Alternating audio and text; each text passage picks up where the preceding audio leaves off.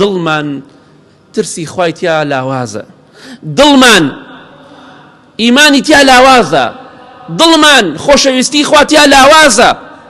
بۆیە مناڵەکانیشمان ئەوە ئیهمال کردووە. ئێمە سوورین لەسەرەوەی مناڵەکانمان هەڵسێنین بۆ قوتابخانە، بۆ خوێندن، بۆ زانکۆکان، هەڵیان سێنین بۆی بڕۆن بۆ ئیش و کار. زۆر سوورین لەسەرەوە، شتیوان نییە. سەعات حەوت ئەبێ حەوت هەڵسین تەواو، ئەبێ مناڵەکە قوتابخانەی هەیە و خوێندنی هەیە و ئەبێ هەڵسێ لە خەو.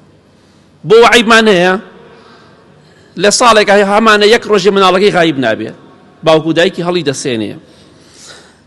بە درێژایی ساڵ مناڵەکانمان هەڵەسێنین بۆ خوێندن. مناڵێن با مناڵەکانتان نەخوێنی، دوای قسەکە بە غەڵەت تێمەگەن. مەبەستم ئەوەیە بۆ خوێندنەکە کە دنیاییە زۆر جار مناڵەکانمان لەبیر ناچێ. بەڵام ئایا بە هەمان شێوەی قوتابخانە هەڵیان دەستێنین، بە هەمان شێوەی ئیشوکار هەڵیان دەستێنین بۆ نوێژی بەیانی؟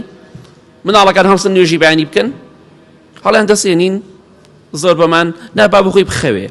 ئەی بۆ قوتابخانەکە بۆ مەجای پێ نادەی بخەوێ. ئەگەر بە باوەش هەڵستان دەبێ هەڵێسێنی ڕۆڵە خوێندنت هەیە، ئەی بۆ بە باوەش هەڵی ناسێنی بڵێ ڕۆڵە نوێژت هەیە. پێغەمبەری خوا صلی الله عليه وسلم دەیفەرموو وجعلت قرة عيني في الصلاة، بیلبیلە و گلێنەی چاوم نوێژە نوێژ. بەڵام ئێمە مناڵەکانمان هەڵناسێنین.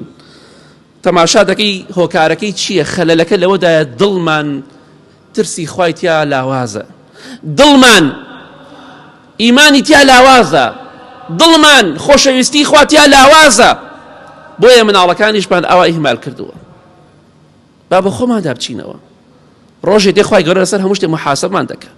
یەک ڕۆژێ مناڵەکەت هەڵەستانەوە بۆ نوێژی بانی خوا محاسەبەت دەکا. وا نەزانی قیامەتەر ئاوا گاڵتەیە کە تۆ لێی تێگەشتویتە.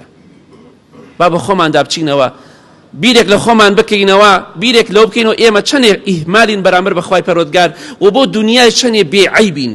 با بە خۆمان دابچینەوە.